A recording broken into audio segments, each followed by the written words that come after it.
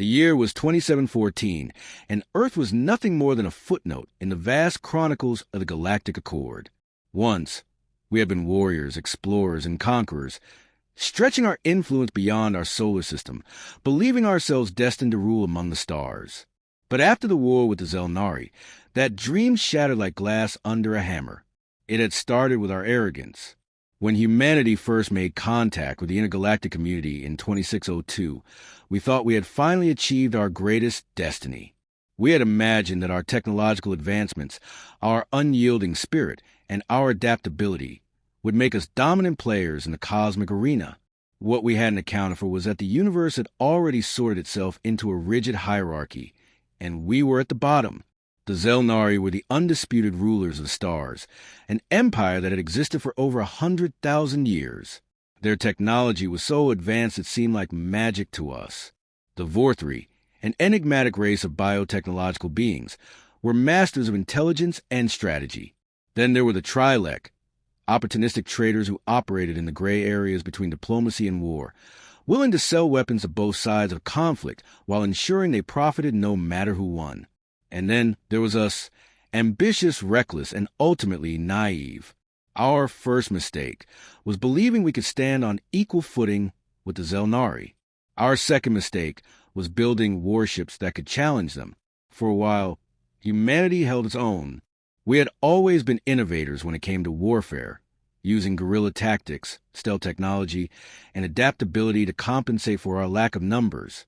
But against an empire that had waged wars for millennia, we were outclassed.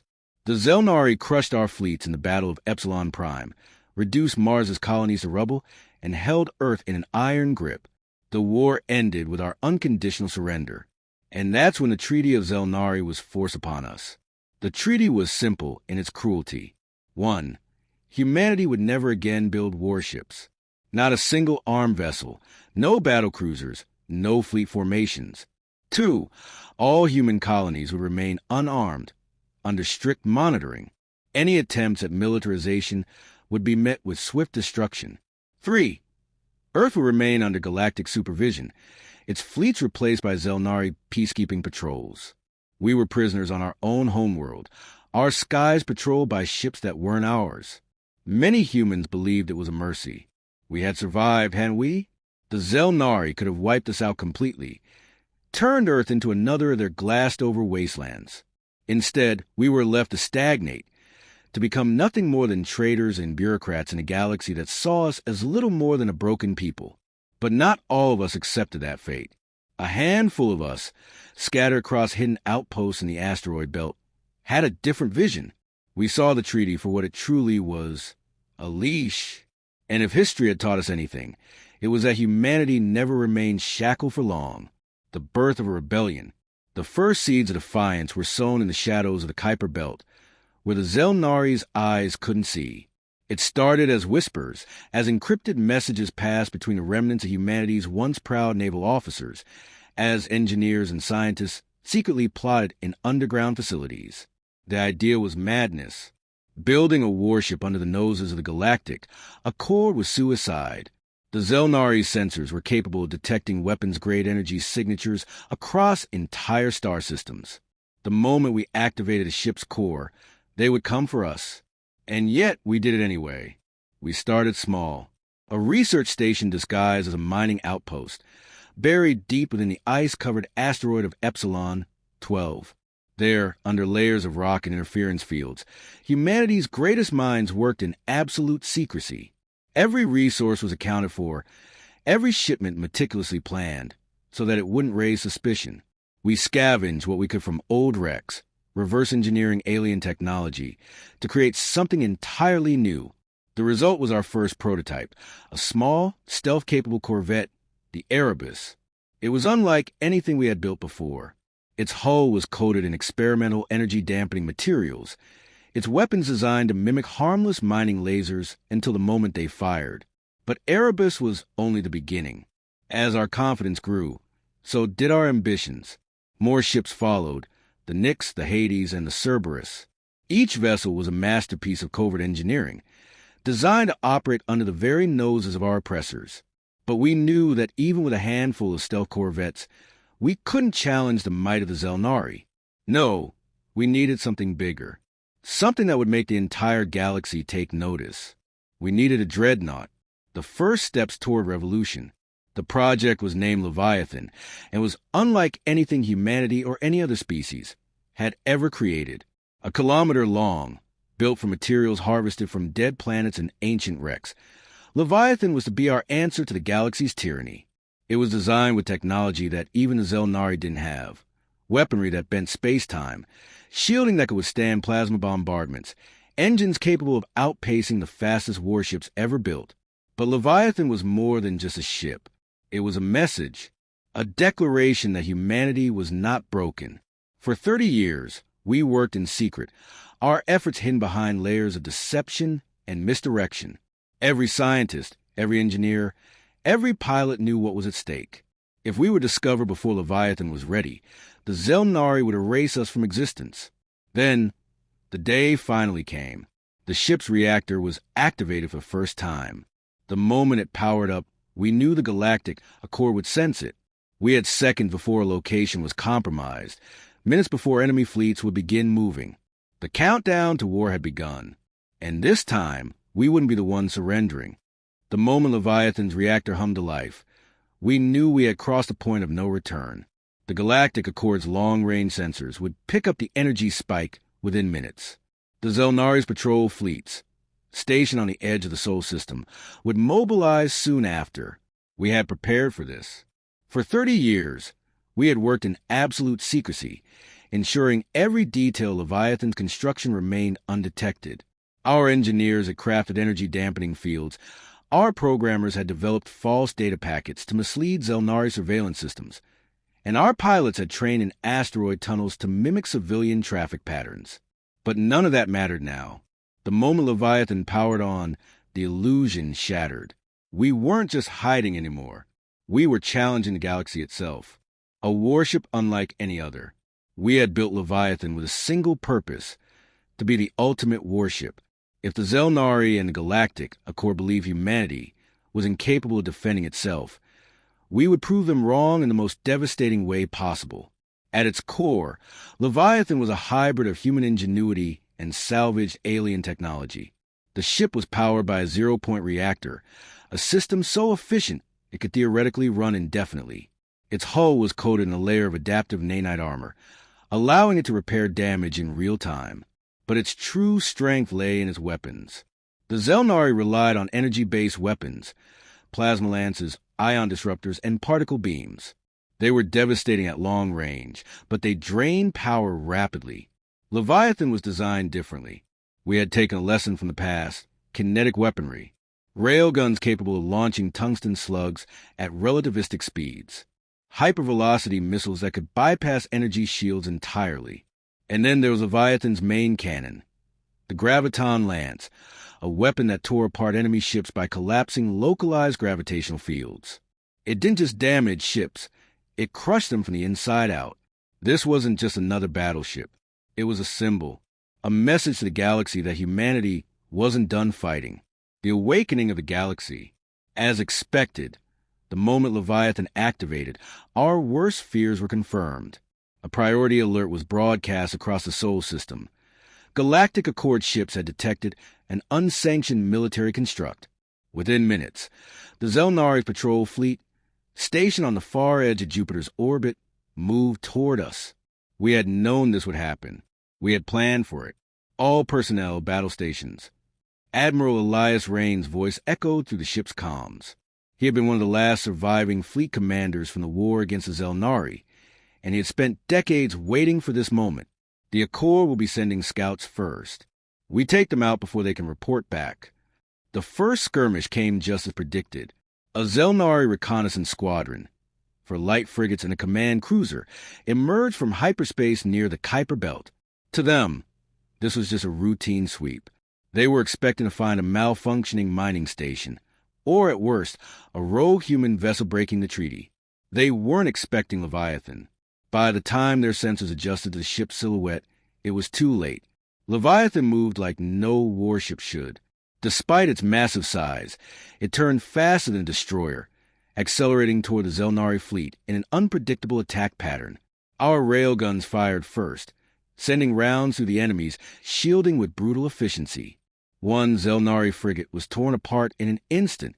The others scrambled to react, attempting to form a defensive formation. Then we fired the graviton lance. The command cruiser, easily twice the size of our own vessel, was caught in the weapons field. Its structure warped violently as gravitational waves tore it apart. In a matter of seconds, it crumpled like a dying star, leaving nothing but debris. The remaining frigates, panicked and unprepared, attempted to flee. We let them go. The message had been sent. The Zelnari knew, and soon the entire galactic accord would know too. The call to arms. The attack on the patrol fleet sent shockwaves through the intergalactic community. The Zelnari High Command immediately labeled us as terrorists. The Trilec called for an emergency summit to discuss the human rebellion. The Vorthri, ever the silent observers, simply watched. The Galactic Accord demanded our surrender. They declared that if Leviathan wasn't shut down immediately, Earth itself would suffer the consequences. They underestimated us. We weren't a rogue faction. We weren't a small band of rebels fighting a hopeless war. Leviathan was only the beginning. For decades, while we had been building the Leviathan, we had also been preparing for war. Across the Sol system, hidden beneath the ice of Europa, buried within the mountains of Mars, and hidden inside asteroid mining facilities, humanity's secret fleet was waiting. The Erebus, the Nyx, the Hades, the Cerberus. One by one, our hidden warships activated. The Galactic Accord had believed we were incapable of resisting. They had thought humanity had been broken, but they were wrong. The war we had lost a century ago had only taught us one thing: patience. And now, after decades of waiting, we were ready to fight. The Battle of Titan. It didn't take long for the Zelnari to retaliate. Less than 48 hours after our first strike, a full-scale fleet arrived in the Sol system. 60 warships, including dreadnoughts, carriers, and countless strike craft. They weren't here to negotiate. They were here to end us. Their fleet moved toward Titan, Saturn's largest moon.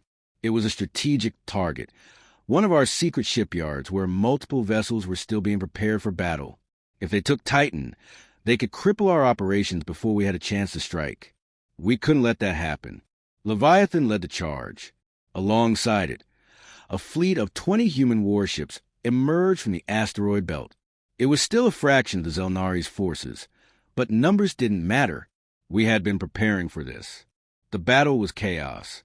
The Zelnari had the advantage in firepower, but we had something they didn't expect: unpredictability. Their fleet formations were designed to counter large-scale engagements, not hit-and-run tactics.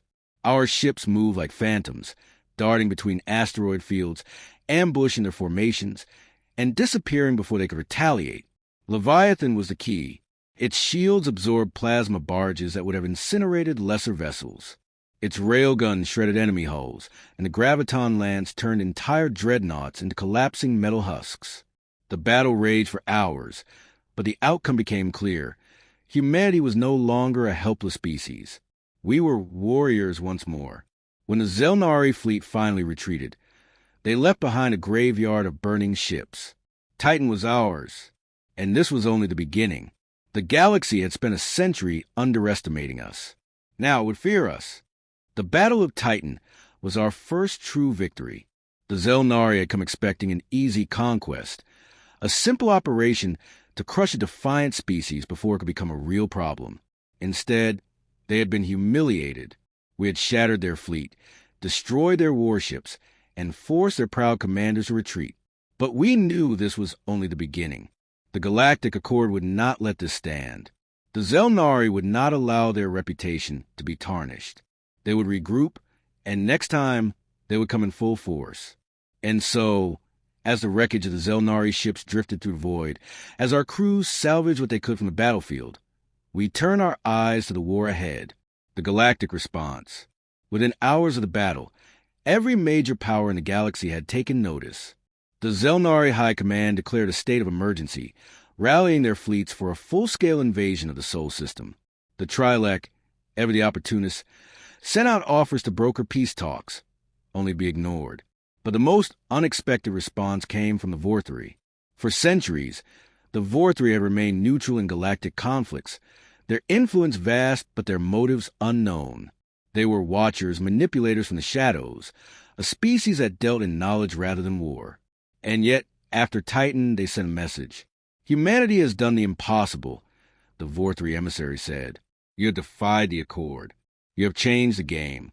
And for that, you have earned our attention. At first, we didn't know what to make of it. But then came the real surprise. They offered us technology. Not just weapons, but intelligence, detailed schematics of the Zelnari fleet formations, weaknesses in their defenses, blueprints of their most powerful warships. The Vorthree have been studying the Zelnari for centuries, and now, for reasons unknown, they wanted us to win. Perhaps they saw us as a useful pawn. Perhaps they simply enjoyed watching the chaos unfold. Either way, we weren't about to refuse their help. The final stand. We had no delusions. No matter how many battles we won, no matter how advanced our warships became, we were still outnumbered. The Zelnari controlled thousands of star systems, while humanity was confined to one. If the war dragged on, we would eventually be overwhelmed. We needed to end it, and there was only one way to do that. Strike at the heart of the enemy. The Zelnari homeworld, Zifra Prime, was the center of their empire, the seat of their power.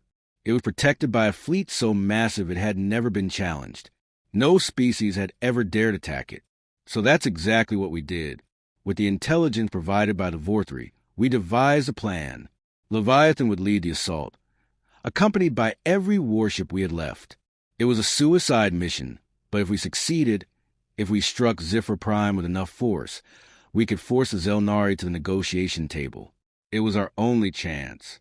And so, in the dead of space, the remnants of humanity's fleet gathered for one final battle, the invasion of Zifra Prime. When we arrived, the Zelnari were waiting. Hundreds of warships, battlecruisers, dreadnoughts, carriers brimming with fighters, more ships than we had ever faced before. And yet, we didn't hesitate.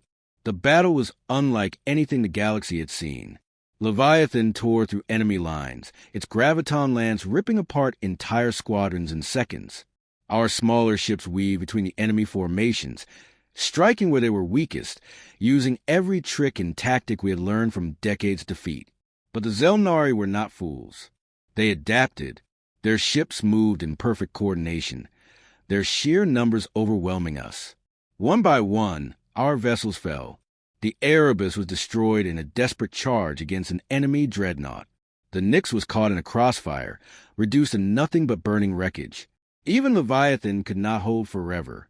As enemy fire tore through our hull, as our shields collapsed under the relentless assault, we knew we were running out of time. That's when Admiral Rains made the call. We hadn't just brought weapons to Zifra Prime. We had brought something far more dangerous. A doomsday weapon, a failsafe built into Leviathan's core, the Singularity Drive, a device capable of creating an artificial black hole. If we couldn't win, we would make sure the Zelnari lost with us. The order was given, the drive was activated, and Zifra Prime began to collapse. The end of the war. The aftermath was chaos. The Singularity Drive consumed the Zelnari homeworld, tearing apart piece by piece. Their fleets, their leaders, their empire, all of it vanished into the abyss. And humanity? We barely survived. Leviathan was lost, along with most of our fleet. But the Zelnari were broken. Without their homeworld, without their ruling council, their empire fell into disarray. The war was over. The Galactic Accord, now leaderless and divided, had no choice but to recognize our sovereignty. The treaty that had shackled us for so long was erased. Humanity was free. Epilogue, a new era. The battle had cost us dearly. Earth was in ruins. Our colonies devastated.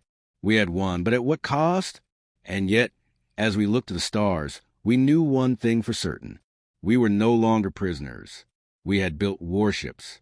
And the galaxy would never underestimate us again.